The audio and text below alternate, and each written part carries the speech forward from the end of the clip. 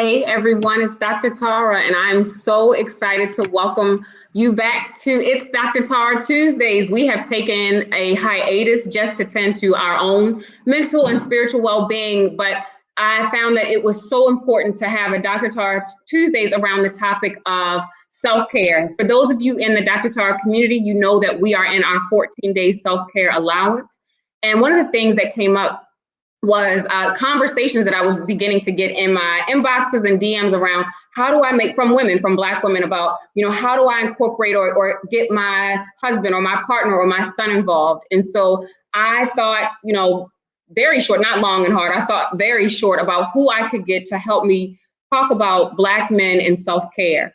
And so we are in for a treat. We have two special guests. As always with the Dr. Tara community, I want to know who you are. Let us know in the comments. If you have any comments or questions that come up during our broadcast, please feel free to bring them into the conversation. I am excited to welcome both Pierre Benu and Brother Victorious Hall, and they are going to be joining me for tonight's discussion. Again, welcome to the It's Dr. Tara Tuesdays conversation, gentlemen. I am so honored to have you all participate in such an important topic that really speaks to one of the needs of our community as well. Understanding where we are as people, where we are as the Black community. And again, very, very short list of people you all were on tide, right, on who I want to get to help me discuss this important conversation around Black men and self-care. And so I want to take a moment just to have you all introduce yourselves to the Dr. Tara community and tell us why, in your own words, why this topic, Black men and self-care, is important to you. So whoever wants to start, you're welcome to do so. Victorious, we'll start with you. Okay.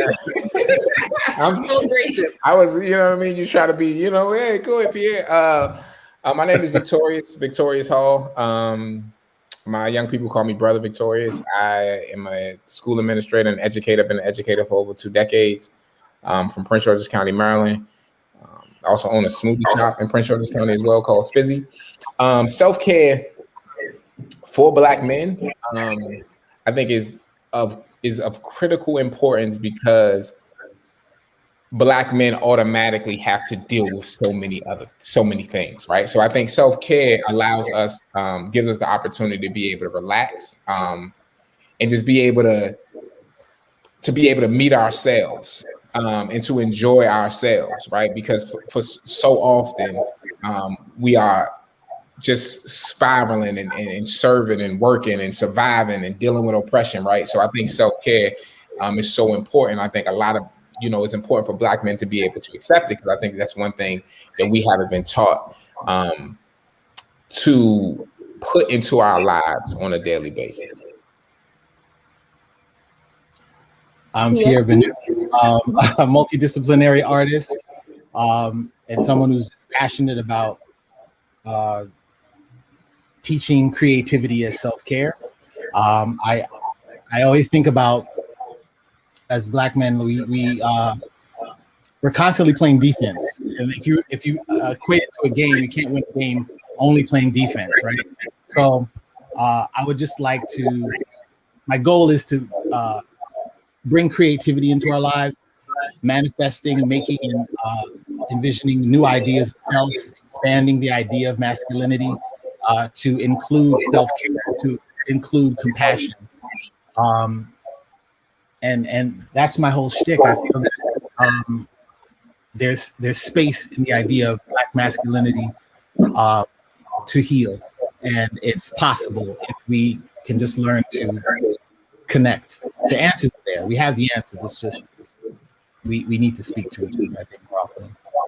I love that. And before we get too deep, one of the things that's oftentimes coming up, especially in my realm, in the realm of mental health, is I just think I see it oftentimes, and just in this culture too, right? This very binary thought process of what things are or what things are not. And so as Black men, and for those Black men who are tuning in or supporters of Black men who are tuning in, how do you all define self-care for yourself as a Black man? What does it look like? Doing what makes me happy. Yes. So for me, I take self-care extremely serious. I try to make sure that I ride my bike as often as possible. I try to make sure that I go on vacations as much as possible. I try to make sure that I give myself downtime.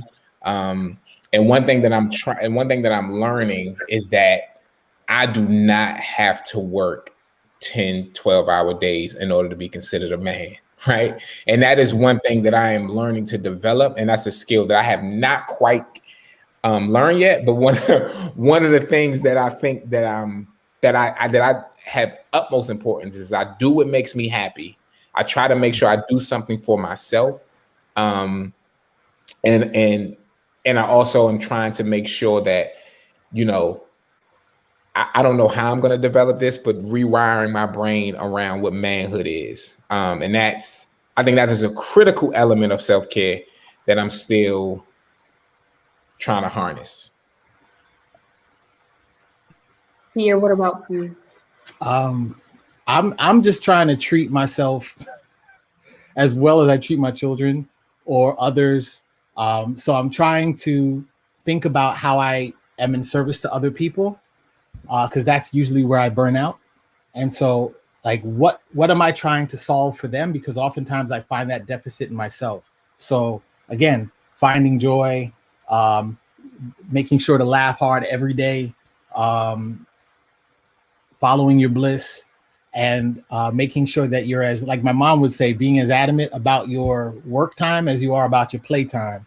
Play as hard as you work. And so just, again, infusing creativity and play into your adult life. What does that mean? Can I articulate my joy? Do I have language for it? And so that's what I've been building on, building language for joy.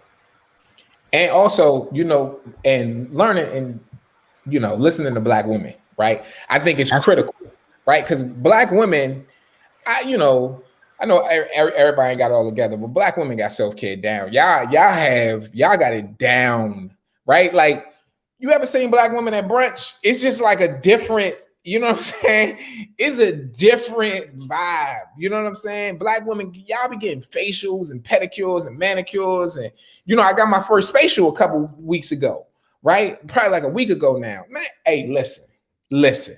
And I'm like, young, what am I doing? Like, what has masculinity done to us, right? So I think it's one of these things where we got to begin to reshape and redefine what it means to be a man, and understand, like, yo, like, I should be getting facials and getting my beard shampooed. Like, you know what I'm saying? Like, why can't I do that? I want to be able to leave and feel like I'm glowing. So I think it's a lot of things that we consider like taboo or like soft, that are very vital elements of self-care. Yeah, all that things are soft, you're gonna die hard. Like, you know what I mean? Like my friend said, what did he say?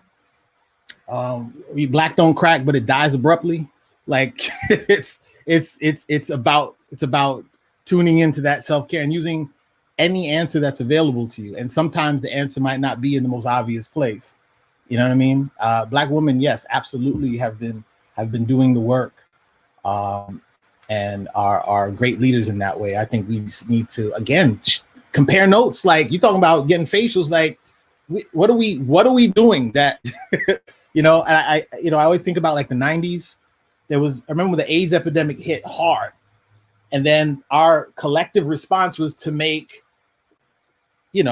protection cool. So, you had TLC and we were rapping about Jimmy hats, and like it became part of the popular culture to be about protection.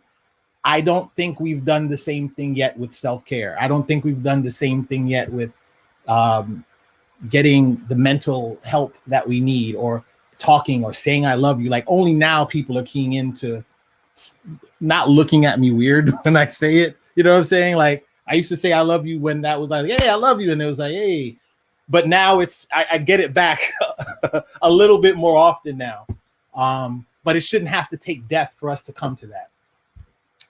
Pierre, your comment makes me think about a post I saw that you made that just, it made me stop. It really made me pause. And in it, you talked about, you highlighted the ages of numerous Black men in various industries that have passed away. Like you literally listed DMX, Shock G, you know, all these other Black men in their 50s. And you ended it with like, can we get out of our 50s? Black men, let's use this as a wake-up call and discuss mental health and discuss a safe space. So, you know, one of the notions around self-care is, you know, in addition to facials, it's, and Victoria, you talked about this too, it's also the need to release, right? Like I'm holding a lot of things and a lot of emotions.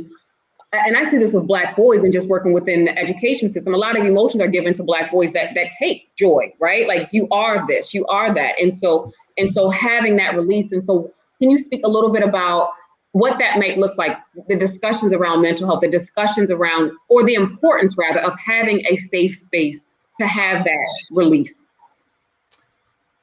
Well, you know, when we had the art space, the Exit the Apple art space, we used to have, you know, gatherings. And it's amazing. I think if you want an example of it, I could say okay, so we would have these art things where we'd make collages. Yeah. And so we put different things on different tables so people would have to communicate. And people who wouldn't otherwise create art were out there creating art. And it's amazing how when they tapped in, it's a whole different person. This piece of you that's been atrophied, that is so creative and has something to say that words can't quite shape. Allowing space for that in your life on a daily basis, I have found has changed other people's lives and has changed my life. So again, I go back to making room for creativity and expression, because there's a lot of, when you're talking about that held in thing, as we get older, right? In childhood, you're kind of taught things with songs, right? And you have a lot of colors and wonderfulness. And as you get older, you know, you get to high school, if you get to college, you get to college, but there's no one's teaching you things with songs. No one's being soft if you do something wrong. No one's giving you space to fail. Like, we have to give each other space to fail. We have to give each other space to be wrong, and space to kind of exchange ideas. So again, I think the vision is going to have to start with just us coming together, even if it's in small groups, to give us that space to either create or to just have these conversations, to exchange notes. Yeah, I just live out loud. You know what I mean? Like, and I think that is my way of trying to make sure that people are comfortable, especially young people are comfortable with who and what they are, is I just try to live very loudly about who I am, what I do, why I do it. And that is kind of my, I guess, instruction and kind of my ability to allow other people to say like, yo, you can do this. Right. So I knew like the other day when I put on my status that I got a facial and I ain't had no time for negative energy because I just got my face hydrated with rose water. Right. Like, I know I'm from Forestville, and I know that a lot of brothers that I grew up with ain't comfortable talking about getting facials. Right. But I don't care. You know what I'm saying? Like, this is, and I want people to understand, like, yeah, but you might have thought about it. You might have thought about like, oh yeah, I seen that before. I might, you know what I mean? But no one has allowed you to be comfortable in doing that, right? And so for me, I just feel like it's important to live out loud. Like, when I ride my bike, people call me white hippie, right? And I go mountain biking, but I'm like, it makes me happy, right? I wear all spandex. I gotta, you know what I'm saying, when I'm riding on my road bike. But it makes me happy, right? Being out in nature and doing all these different things. So I think one of the most important things that, I try to do is to live out loud, unapologetically. You know what I mean? Victoria, when you talk about that and talk about like that living out loud unapologetically, one of the things that you have proudly discussed and owned is your participation in therapy and the impact of therapy on your life. Can you share with Black men specifically about how therapy has influenced your view and your practice of self-care? Yeah, therapy. I feel like I'm going to therapy now.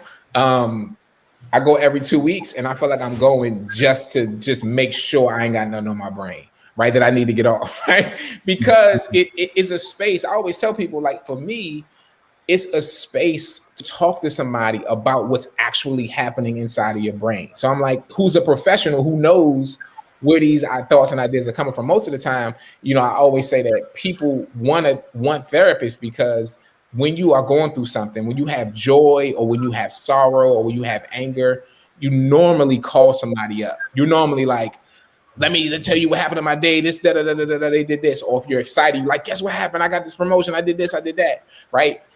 And that's a way because you really just want to exchange thoughts. And so therapy for me, I always say it was an opportunity for me to meet myself. Right. Because I didn't know, you know, where my thoughts were coming from, where many of my actions derived from. So it gave me the opportunity to get to some of the roots.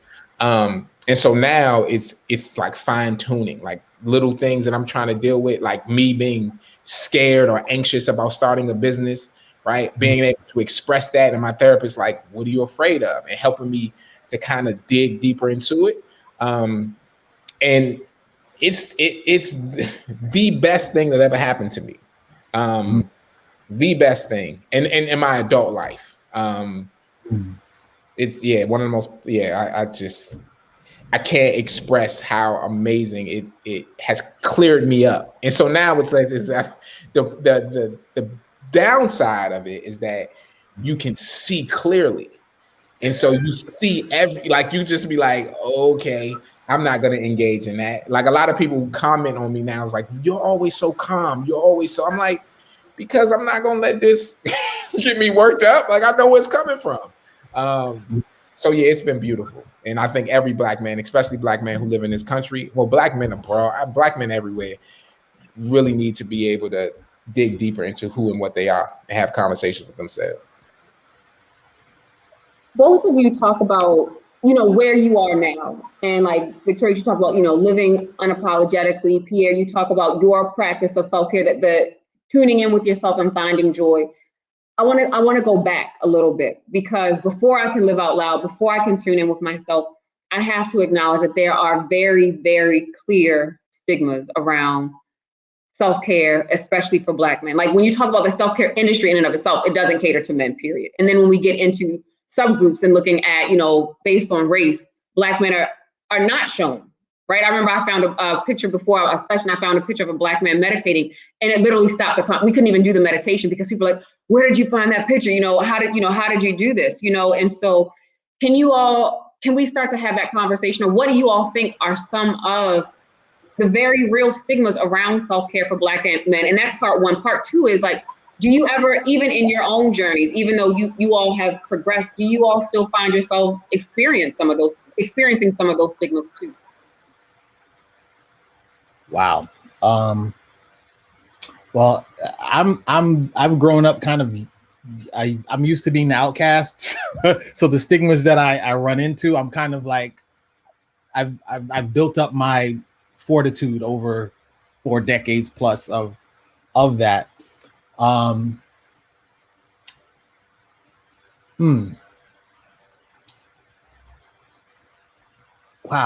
This is huge. I'm sorry. I just want to answer this correctly, but I just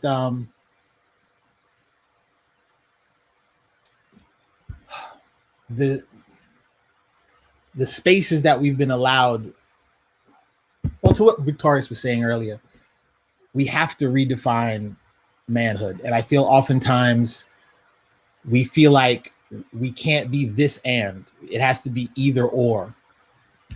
I feel like what we have to really focus on us is understanding that it's about expanding the definition, right? It's about keeping the good things, letting go of things that don't serve us, and expanding it, broadening it.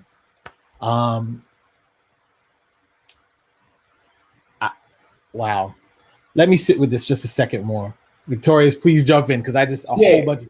So what I'll share is, I hope I share this right. I'll share a conversation that I was walking with my wife yesterday, and we were talking about. She sent me an Instagram post about how do you know your husband is clingy with them little videos like show me your husband is clingy without telling me he's clingy, and the husband was just like, you know, kissy and like cuddly and all that around his wife, right? And it was like real extra.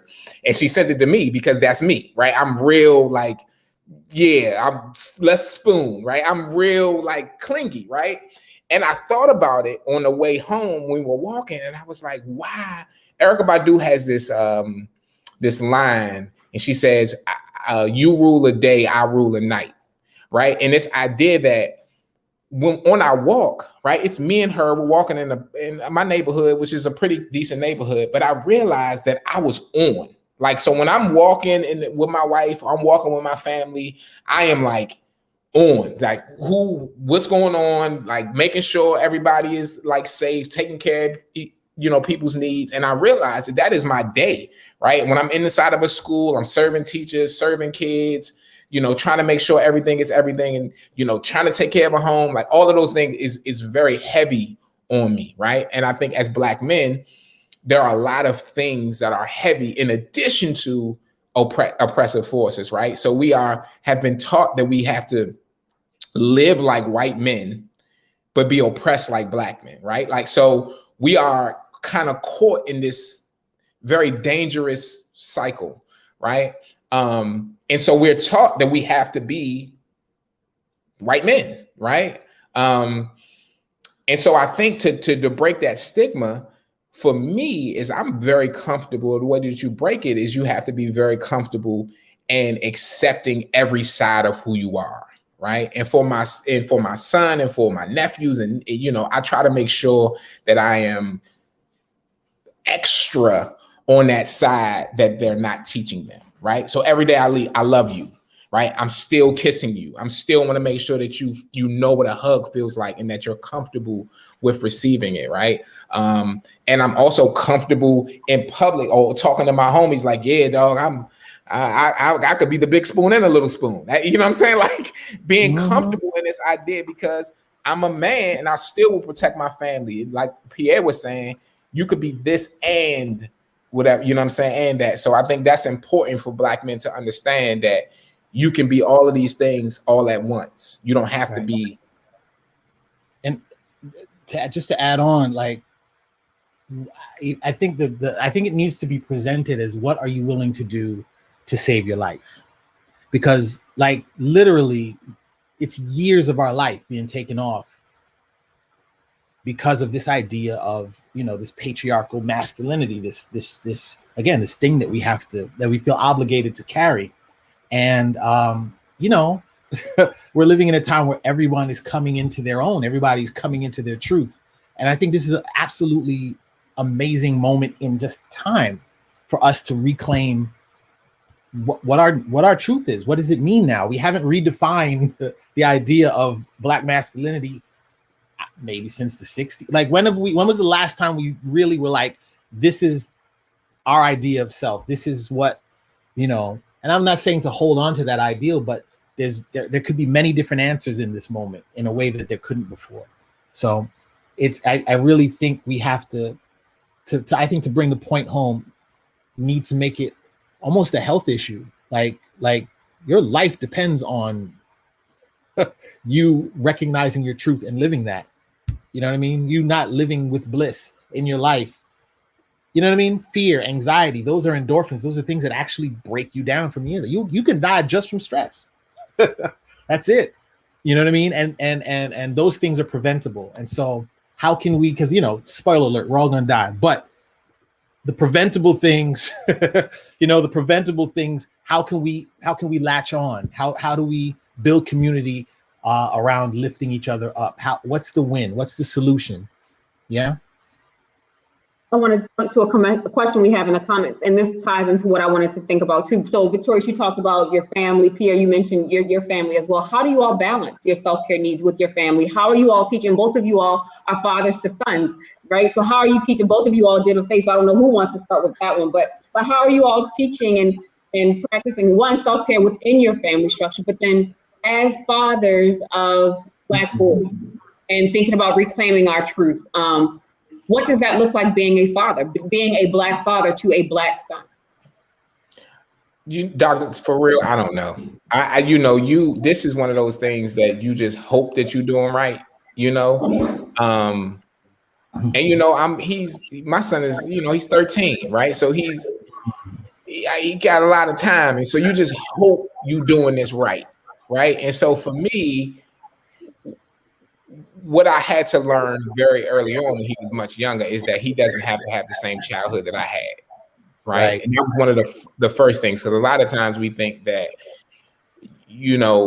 oppression is somehow a rite of passage, or struggle is a rite of passage somehow or some way. And I that is one thing that I want to make sure that I do not instill in him, that we don't have to struggle, right? You don't have to go through pain in order to be happy. And so that's one thing that I hope I'm driving home. But at the same time, right, I also deal with this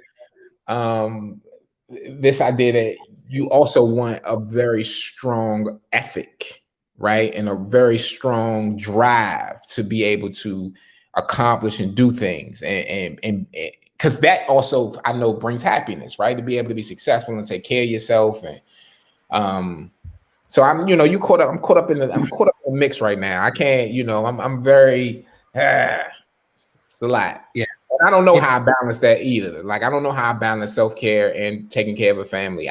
That's another thing that I'm just winging, winging it. I know I check in with my wife. I'll be like, yo, am I good? Is everything straight?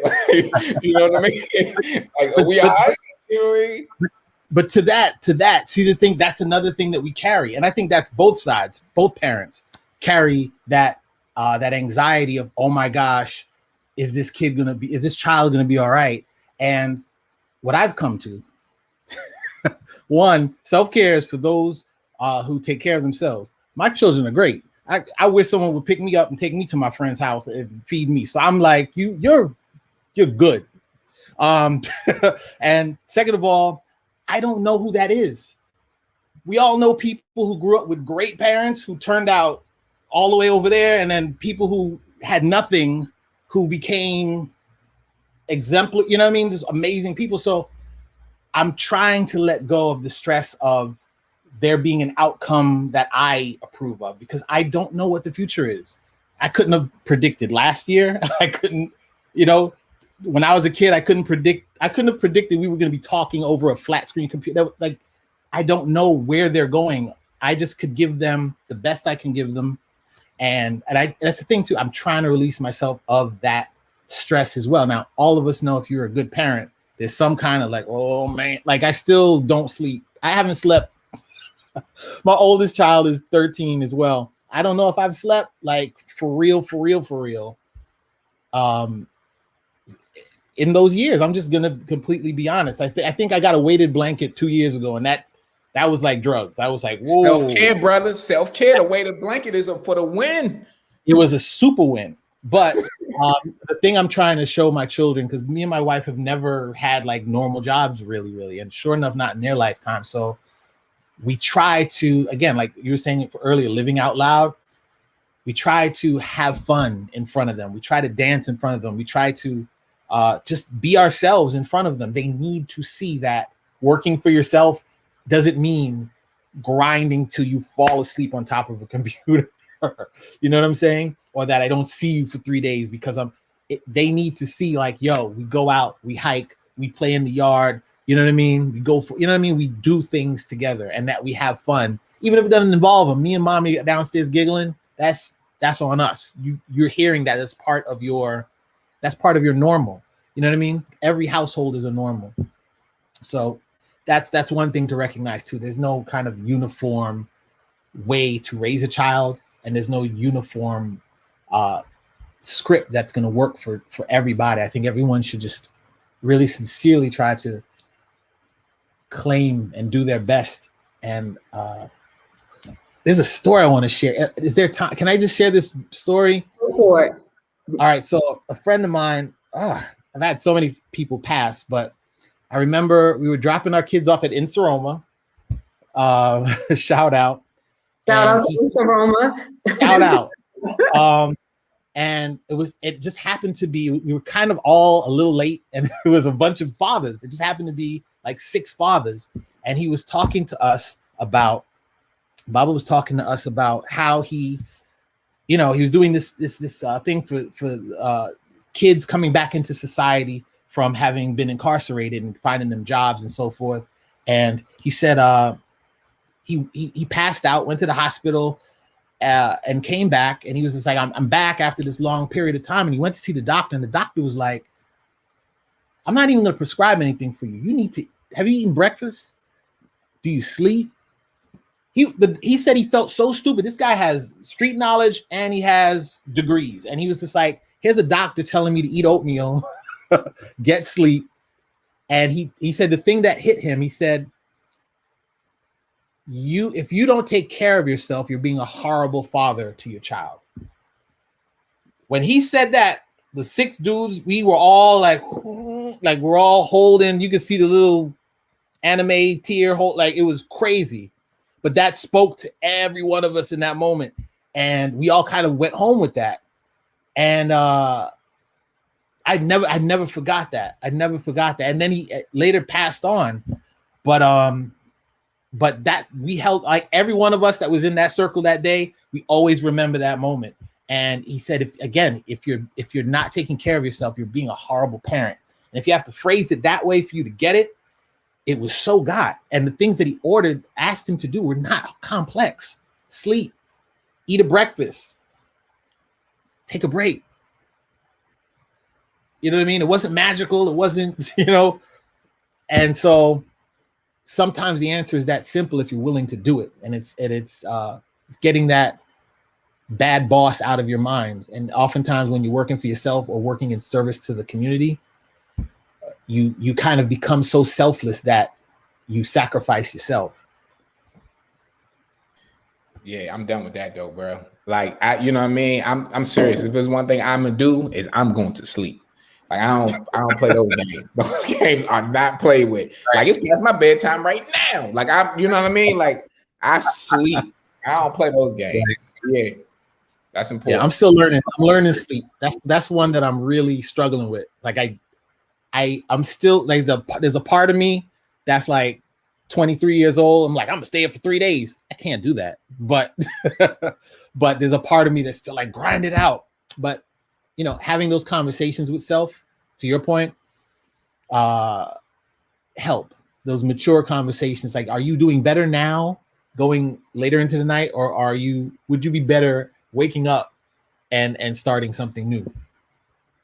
And I think too, listening to you, Pierre, too, and thank you for sharing that story. Like, I'm thinking about that too. Like, like thinking about it in the context of those that you serve. Like, are you being of service to them, sacrificing yourself? And I think one of the things that I see just in conversations with Black women, even though the self-care practice is there and brunch is there, is this idea of martyrdom, right? Like, I'm going to be all things for all people. And right. and then get to self, right? And so self-care is something that I've seen is done, and I'll say it all the time for Black women. I often see, it's done at the point of exhaustion. It's done for celebrations, right? It's my birthday. Okay, I'm gonna do self-care day. I'm gonna go get a facial here, right? I'm gonna go get my nails, and I'm gonna go get this. But I remember being in grad school, and one of the things that my supervisor said is that the goal of therapy as a self-care practice is to help people give themselves permission, right? Like I give myself permission to go to sleep. I give myself permission to think a different thought, right? To unlearn this thought process that served me at one point, right? It served me at one point to grind for 3 days. It served me at one point to be selfless in my community. It served me at one point to be all of this. And so to acknowledge its role, but then also to acknowledge that and piece that you mentioned, and yet I don't have to do this now, right? And so to acknowledge that piece. And so when you all think about self-care and what that looks like, do you all see any differences between self-care needs as a Black man versus a Black woman? Do you all see any difference in your needs from Black women? Nah, Black men and Black women need to do everything together. Like I think that there's things that we can definitely learn from one another. But there is nothing that I would say a Black woman should do for self-care that I wouldn't say that a Black man shouldn't do. You know what I mean? And I think that we need to do a better job. I think one of the biggest things that Black men we have to do is we have to do a better job of redefining what it means to be a man. Like that is probably the most critical and crucial thing that we could do like now, because I just feel like manhood is so isolated and Black manhood is so steeped in white supremacy that it's scary. And so I think, as Pierre was talking earlier about this idea of like we can work to redefine what it means. I think it's very small things that we can do, but I definitely think Black men and Black women need to always go on a journey together. Like one of the biggest things that I don't like about social media is that like this pit against each other and like these ridiculous images of, just Black men and Black women not necessarily being on the same front. And I just completely and utterly disagree. I know I see it, you know what I'm saying? Black men and Black women we have always been each other's greatest ally. And I just want to make sure that I continue to promote that. And I think one of the things that we could do in order to improve ourselves is to make sure that we are doing this self-care. We're on this self-care journey together, I have nothing to add to that. I think that was spot on. That's perfect. One more question before our takeaways, because both of you have touched on the influence of racism, white supremacy culture. As a Black man, what does self-care look like in that lens? Like, and very specific things. Like one of the things that, that's very easy to do in this technological age is to overstimulate yourself, right? I'm on social media and I read this article and then I'm on this article and then I'm in the comments, right? And before I know it, like I'm not sleeping, right? Or I'm angry with everyone, or I'm seeing images of myself, and so as a Black man in our society, how do you navigate? How do you navigate systemic racism, and and also too, one of the things that I often say is that like self-care for me is a form of resistance, right? Like because racism is a system that's designed to exhaust you. And so how as a Black man do you navigate that and make it an intentional practice given our society? Wow, we're gonna double dutch this one. Go ahead. I mean, yeah, one of the biggest things that I do is I no longer try to prove oppression to white people or Black people. I'm not in that lane no more. Like, so I'm not going to, I don't have to keep reminding myself or my people about us being oppressed. Like, I know it's there. And one of the greatest things that we can do is fight about it. One of the greatest things I do to fight against it is stay away from it. Right. Like, that's just one of my major things. Right. And I also don't allow certain things. Like, I don't watch the news. I don't watch things that are traumatizing to my mind or my spirit. I watch what I ingest. And I speak very clearly against oppression and white supremacy, very clearly. And I don't need to, and I'm not in the spirit to have to teach white people, because that also is very draining, right? About oppression and oppressive forces and white supremacy. That's not my, I don't think it's not my role, right? So I don't take that on. So anything that I take on is about the empowerment and betterment of my people and my community. And then I make sure that I take a very, and I watch what I ingest. So I think that's one of the greatest things that we can do. And one of the greatest things that I do, not what everybody else do. Mm-hmm. And I also want to add this too.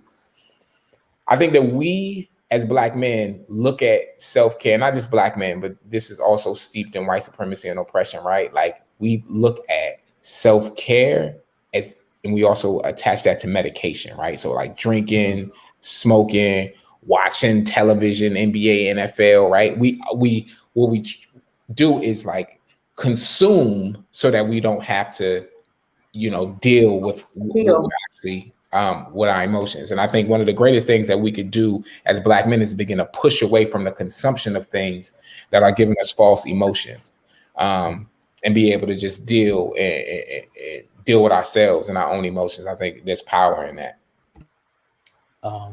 I think it was Toni Morrison who said the work of racism is distraction. I might be misquoting that, but I think that, to your point about the internet, it amplifies everything triggering, right? Or I guess social media. So I definitely take breaks. I don't answer people right away ever. It's about spacing it out. I don't need to know all of the news immediately. And I try to only speak and seek solutions. I don't get into conversations that don't have a punchline. Like I can't argue with you about this amorphous, ever-changing, abstract thing. Like, okay, so what are we going to do? Even if it's a thing that might not be completely effective, let's have a plan. Let's execute that plan. And if it's not leading to something, then I might be wasting my energy, and I don't have a lot of time. I always live like I'm on the clock. I'm like, okay, what are we doing? If it's nothing, then take the heat. But if it's something, let's organize and let's do that. Again, and also to your point about consumption, the act of creating, being able to create, being able to tap into that creative spirit. There's so many answers. There's so many other ways of being.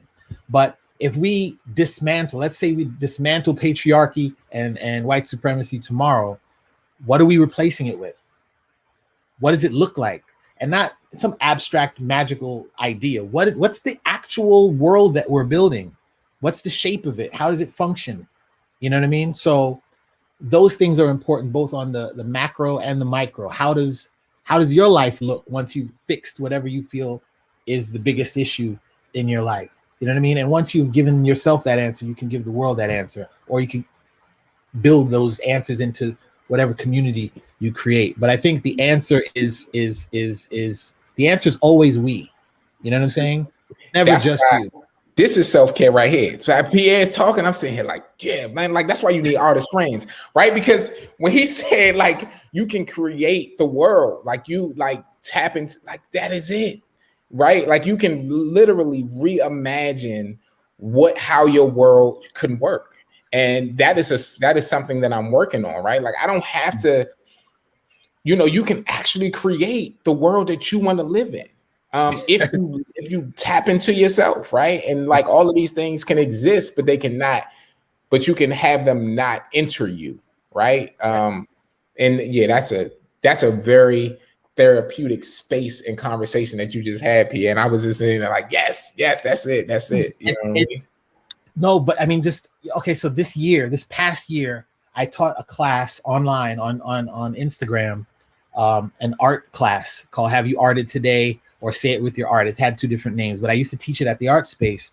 And to your point earlier, it's about giving permission, like giving yourself permission. But the thing is, people sometimes need that. You remember when kids used to boost? You hold your hands like this, and people sometimes need that boost. Yes, you could give yourself permission, but you're not used to it. So you kind of, you know what I mean? I try to put myself in a position to give you permission to give you back to you. You know what I'm saying? Because it's possible, but you might need that little push. You might need someone to say something that's been in your head. So there's two people saying it. And as it pertains to like family and friends, me and my wife have a thing that we always use. We have this mantra that we always use. It's me and you against the problem.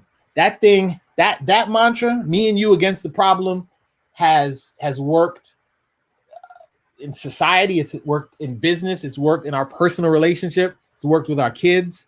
If me and you could team up against what the problem is, no matter what the problem is, it's 2-on-1. Like it's a matter of numbers. And I think once we collectively start seeing us as a we, your pain as my pain, then I approach you and go, okay, how do we get rid of the pain? It's the pain that's the problem. It's the issue. So how do we fight the issue? So much gets done. And the answers come so clearly. It just then becomes about, do you have the courage to make that leap? You know what I'm saying? Because the answers are never hard. They're never particularly complex. It's like, okay, this is the answer. It's on fire. You need some water. What are we doing? Are we going to pick it up? You going to take a bucket? We're both getting so Me and you against the problem. I don't know why that came to me, but hey, bro, that's a shirt, bro. That's a shirt. I'm putting that on the wall somewhere. My wife is sitting next to me. I was just like tapping her, like, hey, you hear that? That's it, bro. No, it is. We got married so early, and you know, if it's like washing the dishes, it's like, look, if I don't wash the dishes, the problem is the problem, and the communication. The problem is the dishes not being washed, not me. If you have a problem with me, we shouldn't be together, right? If we fighting each other, that's something else. The problem is, so if the problem is not washing the dishes, we can figure out a day that each of us washes, or I wash the dishes, you do the laundry. Like if it's us fighting the problem, we're gonna figure it out. You know what I mean? So I don't know. No, you do know, brother. You do know. That's right. That's another thing. A friend of mine used to do that to me in conversations, and that's helped me out enormously as well. She used to tell me, no, you know. She would never let me say I don't know. She would do that all the time. I'd say, no, I don't know. Just like I did right now. She'd be like, nah, you know. You know. You know, and sometimes it's about the courage to, again, make that leap. It sounds easy. It's, let go. And letting go is the hardest. Right. It sounds easy. Just let it go. Sometimes you're letting go of your identity because you built yourself around. You ever see doctors outside of a hospital smoking? I'm like, they know it's wrong, but it's like you see them and they know the smoking is the cancer, but they're like, this gives me comfort. They've built their comfort around something that's destroying them, and they're doctors. So it's the same thing. Sometimes that letting go is letting go of your idea of self, and so you might have to rebuild that from scratch. Which is the power of therapy, right? Like, and why I associate therapy with self-care, right? Because this is the idea that you have to do some real critical brain work to try to, and be on this continuous road, right? Because a lot of times, especially when you're talking in spaces like this, or people just think you have it figured out. And I'm like, nah, bro, like it's an actual road that you're trying to figure out, and that you constantly working on, and you're constantly revisiting, and you're constantly trying to figure it out. So yeah. One of the things that you all said that it makes me think about, so in trauma work, right, in healing work, like the goal is creating your new narrative, right? Like how do you begin to create your new narrative? And again, understanding that this narrative no longer serves you, and starting where it's easiest, right? Like, I'm not gonna, if it's too hard for me to have this conversation with this person because they helped me to shift, and see myself the way I saw myself for 20 years, I don't start there, right? But my new narrative may be, I'm gonna eat some oatmeal for breakfast, right? I'm a person who eats breakfast every day. Literally small things like that, right? Like, I'm gonna eat breakfast every day, right? I'm gonna be in the bed, even if I don't fall asleep, I'm gonna be in the bed by 10:30, right? Like little pieces, and allowing that to create momentum. And I also think that's important too, especially in our society where like this like instant gratification is glorified, or like skipping the process. But the process, the beauty is, and there's this quote that I love that says, like, there are beautiful places or pieces of you that you haven't met yet, right? Like, if you allow yourself, right, like you said, to just start small. Thinking about, you all are just hitting major jewels and keys. I'm about to quote DJ Khaled or whatever, but somebody is interested. Like, you know what? I want to start taking care of myself. I don't know where to start. I don't know what that looks like. I don't even know what I like. I remember one time I'm a survivor of the grind culture, right? I'm a new survivor. And I remember being asked a question. I was getting ready to be interviewed, and someone asked me a question like, what do you like to do for fun? And I was like, and I had to think about it. Like, I can tell you what I like to do here, and I can tell you what I like to do as a parent. I can tell you, and so someone wants to start self-care. I don't know where to start. 3 takeaways, three pieces of information that we can leave Black men with. You want 3? or 7 or 1. No, yeah, that's why I was like, we want to reduce. I think I always say, for somebody who is uncomfortable, because that's one of the questions I always ask people when I get in the meeting. I'm like, what do you do for fun? Like, what is your thing? I always say, go to God. And I think outside is your closest place, right? Be able to, because there's beauty outside. And so that's why one of one of my friends, Cato, we were having a conversation about why people vacation to the beach, right? And they do it because you're actually reconnecting with God. Like, it's this idea, like, I'm connecting with the spiritual realm, and I'm connecting with, nature and vibes. And he said, you ever notice when you go to places like, no knock against New York, but when you go to places like New York, you're not necessarily recharging. There's all these buildings and concrete, and just, you might go and see things and be a part of things, but like, people recharge when they go to nature. So I think that is a very powerful tool to utilize. And I think, and if you can't find the thing that, your hobby, do what makes you smile, right? Like, if it's watching a show, I'm touted as one of the most my family, like, the Black militant dude. But I love white comedies, like Will Ferrell, you know what I'm saying? Like, I'll just sit, binge, and just laugh and stuff like that, right? Do things that make you smile. And I think one of the other things that we can do is allow yourself to be, like, silly. Like, you know what I'm saying? No, like, everybody is all so serious all the time, and everybody, I gotta do this. And I'm like, yo, just relax. You know what I'm saying? Like, laugh, have a good time. And I think now I said one, but I got four. And then another thing is children. Like, children are, for me, and have always been for me, children and elders are the closest to God, right? Elders on their way out, children just getting into it, right? And so for me, I think finding moments with children and elders, for me, has always helped. It always gets me right. Like, seeing an elderly Black woman, I'd be like, you know what I'm saying? My heart just does right. And I think that'll lead you into finding yourself and finding your degrees of happiness. And the last thing I'll say, do something that you've never done before every year. Like, at least something that you've never done before, as a vehicle, in a way, to allow yourself to learn different parts of yourself. Wow. Wow. Can I add on? So here's some practical things I think that need to happen. First, get a journal. Document your journey, however it is. I always encourage people to tap into their art, and to their the part of themselves that words can't articulate, but it's your space. Let that be your sacred space. Have a sacred space. So a journal, you could start there.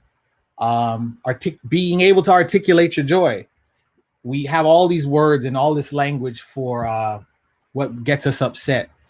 Find the things that absolutely give you joy. Affirmations. This is a thing that has helped me a lot. I have this is in my first book. Get index cards, write down that, reprogram yourself. We are surrounded by imagery and ideas.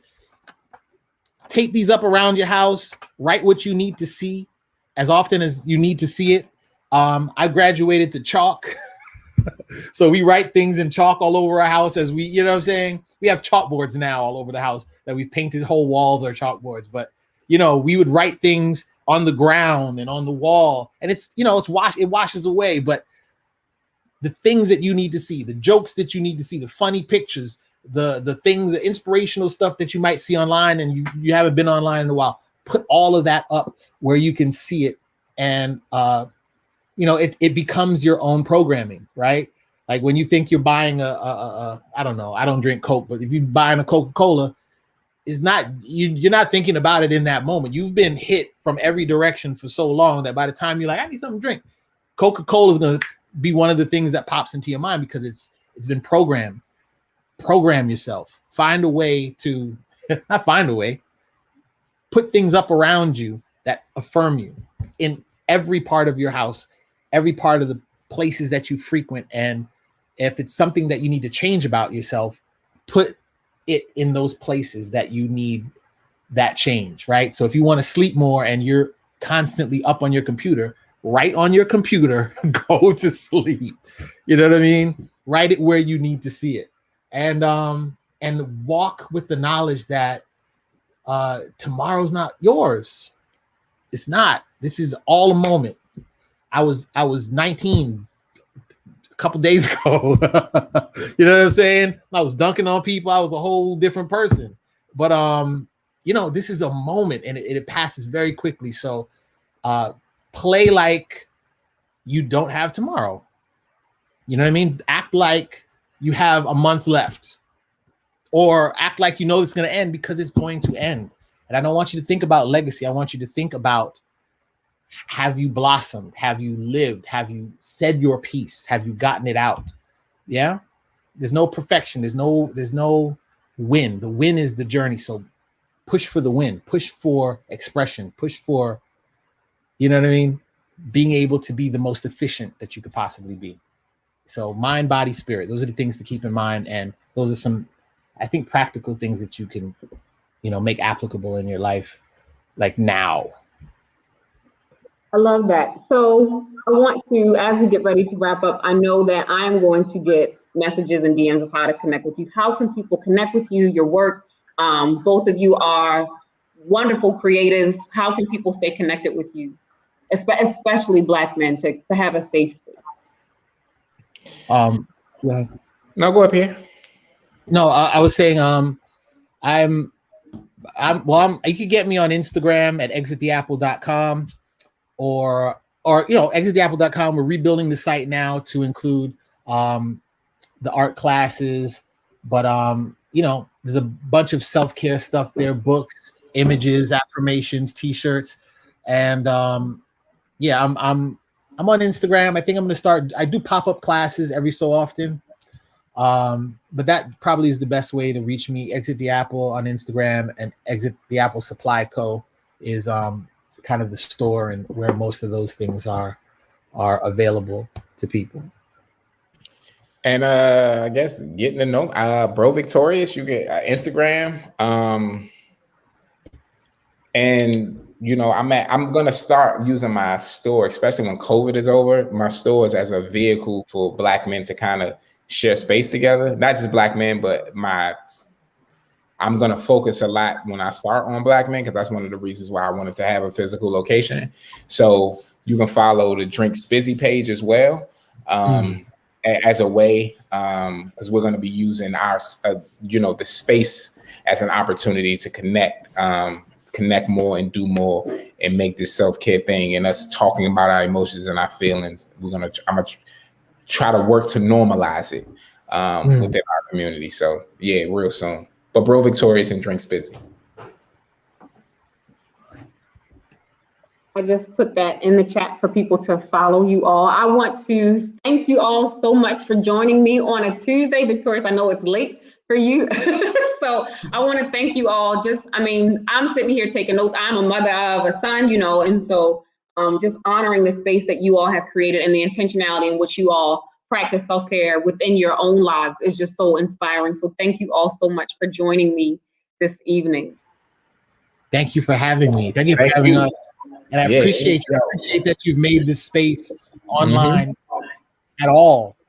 Because this is, you know, online is not the space where you tend to look for healing, but the fact that it's available and the way that you present it is so important. And thank you so much for letting me be a part of it. I appreciate everything he just said. This is super, super, super important. So thank you. And I know it takes a lot out of you, right? Like, and so I want to like thank you for your contributions and like actually doing this and taking the time out of your day and from your family. Like, this is important. So thank you so much.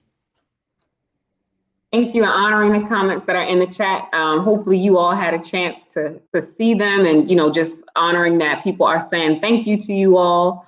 And yeah, just honoring your space too. Thank you for everyone, to everyone for tuning in. I am excited to be back. And as always, within the Dr. Tara community, our motto is let's heal together. And so I can't wait to see you all soon. Peace.